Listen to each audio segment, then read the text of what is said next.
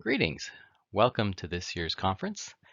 My name is Jeremiah Dirnberger, and today I will be discussing the development of yard planning systems, primarily focused on our experience here at Wabtec, formerly GE Transportation, but we'll also be talking in more general terms about what's going on in the industry. Classification yards. That is going to be the focus of the planning systems that we're going to be talking about today. And the importance, as you'll see here in a minute, is, as we all, I think, are very well aware of, this is where connections are made, and these connections are vital to many aspects of rail operations, whether I'm going from a short line railroad to a Class 1 railroad, or I'm going from a Class 1 railroad to another Class 1 railroad, or inside of that particular railroad, I'm going from train to train, whether I'm connecting from a local train to a road train, or going from a road train to another road train, especially when it comes to the service reliability of general merchandise or manifest freight. So the importance to service reliability in the rail network that classification yards play is illustrated by this slide. So for any shipment moving from an origin to destination that moves through a series of nodes, the overall reliability of that shipment is going to be the product of the individual reliabilities at each one of those nodes. So while in this case each yard is doing fairly well, right, could be even meeting their goals and objectives by being at 90% or higher, the overall reliability for a shipment moving along this route is going to be less than 75%. So 1 out of every 4 shipments will be at least 1 day late, assuming that I only have 1 outlet at each yard for that particular movement on this network.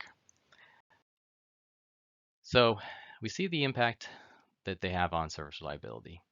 And in order to address that, railroads have been focused in recent years on network level changes, primarily driven by precision scheduled railroading, or PSR. That has tended to prefer the flexibility of flat switching, which gives you the ability to adjust your operations depending on how cars are ordered as they come in on the inbound trains, whether I'm flat switching, whether I'm doing block swaps, and being able to kind of adjust the train plan much more dynamically than, say, in a typical hump yard, where if a car shows up in a hump yard, because of the very assembly line structure of those yards, that it needs to go over the hump to be the most effective use of that facility, and ultimately for that car to have the least amount of effort to get it processed through that location. And so what we've seen is that the relative number of hump yards to flat yards has changed. Since about 2012, we've seen about a 10% shift in the number. And again, this is based on my estimates, and I updated it again this year. As it seems like now perhaps that has leveled off. We're not seeing much of the adjustment that we were, the kind of rapid adjustment that we were through sort of 2017, 2018, 2019. And perhaps now what could be happening, what I think is the case, is that the hump yards that are left are the right ones for the network that these class 1s have looked at, and they've said, this makes sense, we're going to keep these. And it might be a 1 or 2 of a shift here or there, but I suspect that we're not going to see that kind of wholesale shift that we were seeing up until recently. And so what that means is that now the focus can and should shift towards a more holistic rail yard automation vision and making it become a reality. Again, most of the efforts around yards, discussions around yards, have been around flat to hump, hump to flat, maybe adjustments to the train plan, what blocks, how many blocks, when they move, etc. But we have been preparing and working on a much more holistic rail yard automation vision, and we are including it as part of our Freight 2030 vision that was, as of the week that I'm preparing this presentation, September 13th, that we just recently announced the Memorandum of Understanding with Carnegie Mellon and Genesee and Wyoming to work toward advancing and making this Freight 2030 vision a reality. And so our vision for rail yard automation is included with that, and we are going to be very much involving the yard planning systems that I'm going to be talking about today in that, as we move from where we are today, which is really just about getting consistent data and control in the yards, to, in the future, much more of a semi-autonomous or autonomous yards that are ultimately perhaps even controlled from a decentralized location versus being controlled locally at those facilities. So let's talk about classification yard planner. This is a topic that, for many of you that have been attending regularly over the past few years, something that I've been talking about, as I am the product manager for this particular product. And we've been on a long road. We're really excited with the progress that we've been able to realize this year as our efforts are really starting to bear fruit. So if we take the broader vision that we have at Wabtec, so Freight 2030, working toward automation and the various things related to that. If we look into what we do in network optimization, which is where Yard Planner is a part of, particularly looking at how do we improve the fluidity and the proactive planning on the network. You have a very long-term forecast and planning, and then ultimately leading to your timetable generation. This is typically covered by sort of service planning, service design types of systems. And then as you get more into the shorter term, kind of 10 days, 24 hours, you're starting to tactically adjust your plan, whether it's extra trains, consolidating trains, doing different modifications, running longer trains, whatever the case is, to get down to what you're trying to do in the very near term, really from current time, maybe say to 24 hours out into the future. And at that point, that's where we see the split. We have the line of road path, where our movement planner and our precision dispatch and our TMDS products, cover, which is the planning of meets and passes, coupled with the execution of those through the dispatching system.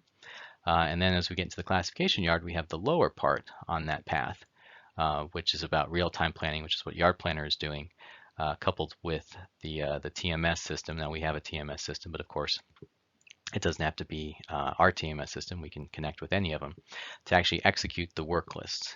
And of course it's important, as you'll see, that we have that complete flow from plan, longer into the future, all the way down to the execution on that particular day, that particular hour, that we're trying to execute that plan in the most efficient way that we can in order to maximize the assets and the resources in the yard. So here at Wabtec, we have focused our yard planning efforts on really decision support. Initially began looking at classification yards. We have since expanded that into looking at what we can do in the short line space, both at a yard level, but even beyond a yard level in terms of their service plan. So we have two flavors in the classification yard space: Hump Yard Planner, which of course we've had the most experience with, and now we are developing the Flat Yard Planner version of it, being able to leverage a lot of the same platform, the same type of things that we have learned and adjusted through our work with the Hump Yard Planner going live, which I'll talk more about that here in a minute. The second piece, which I mentioned last year that we had started on, we're launching a short line service planner right now at our launch customer, and that is a tool that's going to be fully integrating from train plan all the way through the work list execution, taking advantage of our Rail Connect suite of services.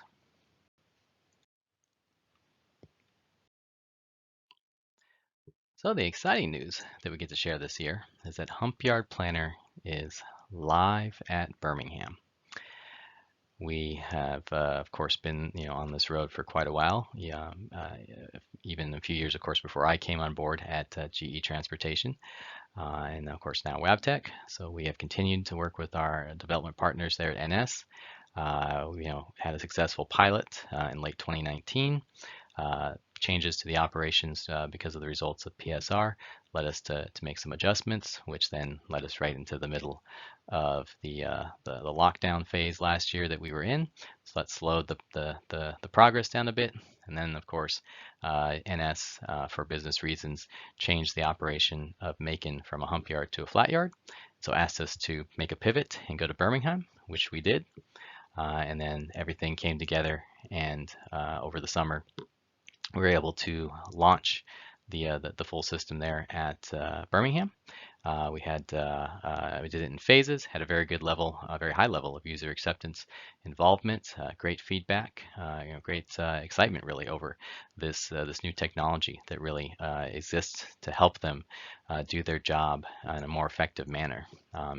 And so we were also able to take the learnings we had as we worked to integrate the system with the Hump control system there. Made some adjustments to how that happens. Had a little bit of delay in terms of actually the work that needed to be completed for the upgrades for the vendor for the Hump control system there.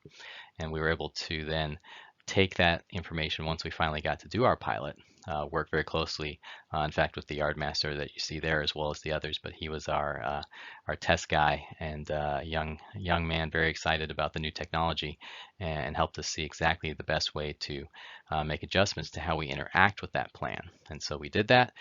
Very quickly over the matter of 6 weeks, had 3 additional releases where we were making improvements to that interaction, plus visually displaying the information in a more effective way for them to become comfortable and use the system to its full capability, as well as other improvements, ideas that they gave us right there in the field, so they were able to see their changes being implemented in a very short time frame. And so that all came together, and we are now in the process of finishing and continuing to support that, plus beginning to move and start the work on the next hump yard there at Norfolk Southern. And so how does Yard Planner fit into the broader ecosystem?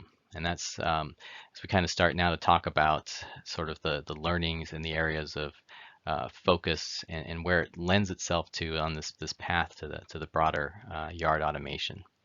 And so Yard Planner sits here, and really inside of that ecosystem, we have, of course, our database, which exists to do really 2 things. Of course, gather and log certain pieces of information as they're interacting, as the users are interacting with the system, as well as keep the plans that we're generating so that we can, of course, use them to improve upon, analyze, and troubleshoot different things like that.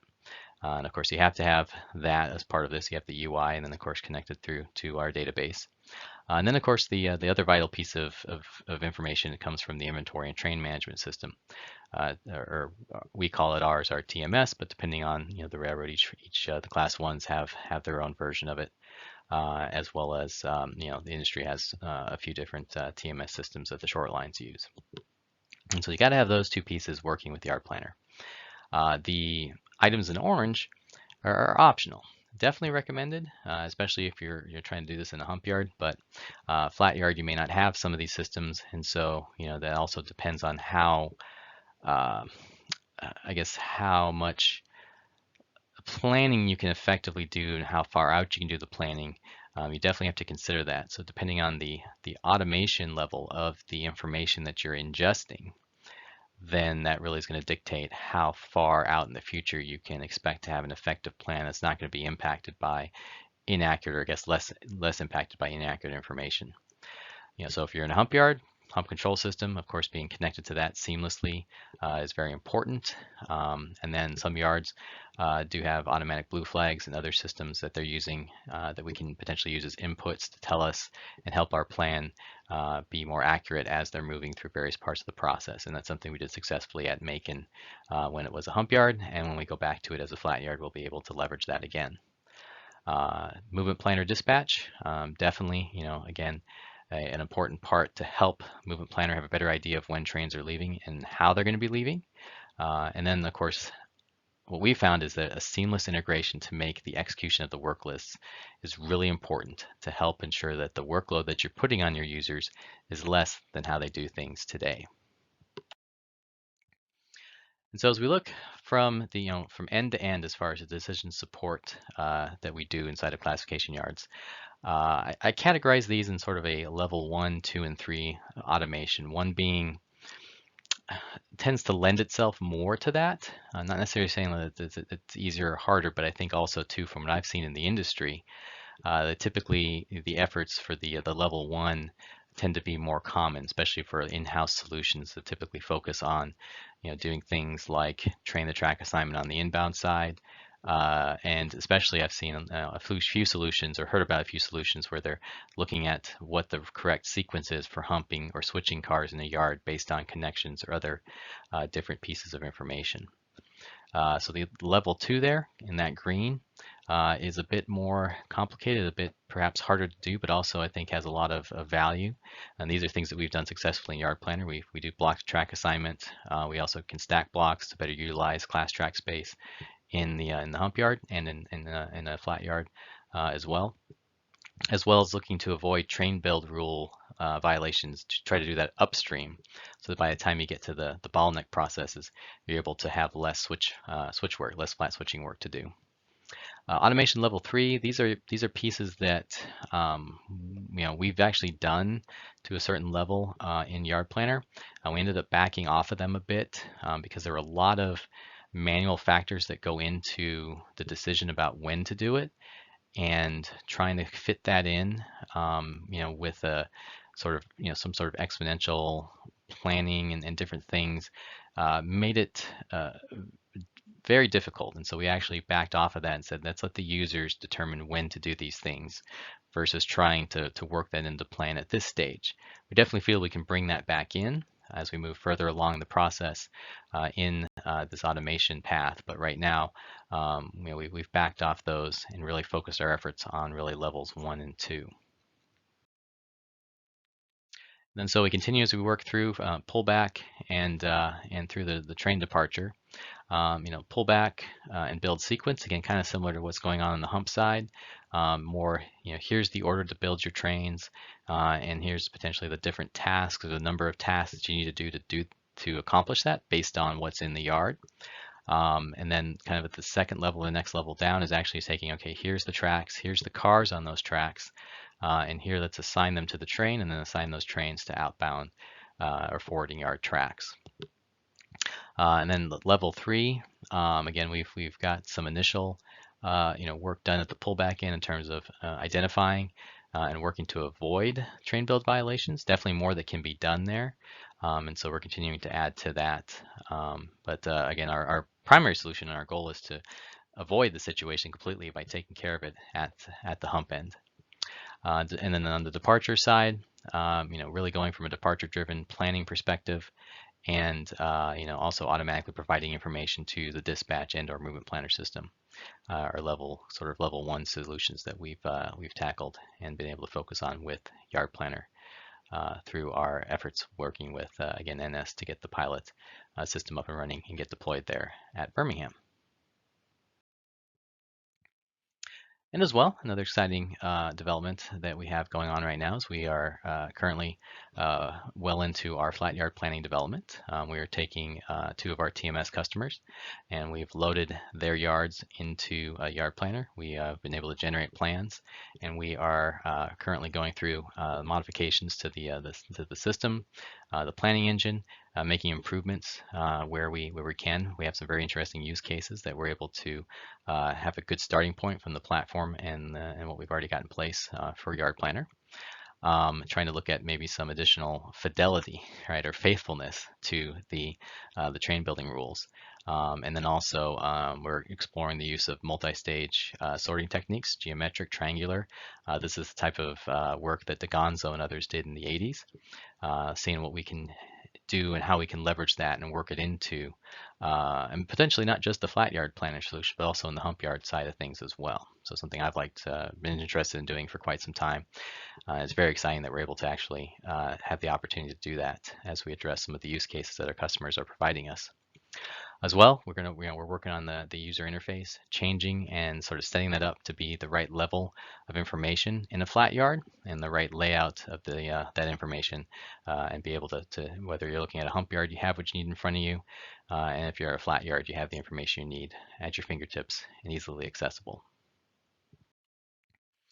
And so we'll end today's presentation with some thoughts on how we can unlock network efficiency and really the potential opportunity. And this is something that I think has really not been well understood, at least from a quantitative perspective. I think we can understand at least theoretically, what the impact is. If I can reduce dwell, if I can, make my yards more fluid, that's a good thing. And operationally, that has a very positive impact on how my network does.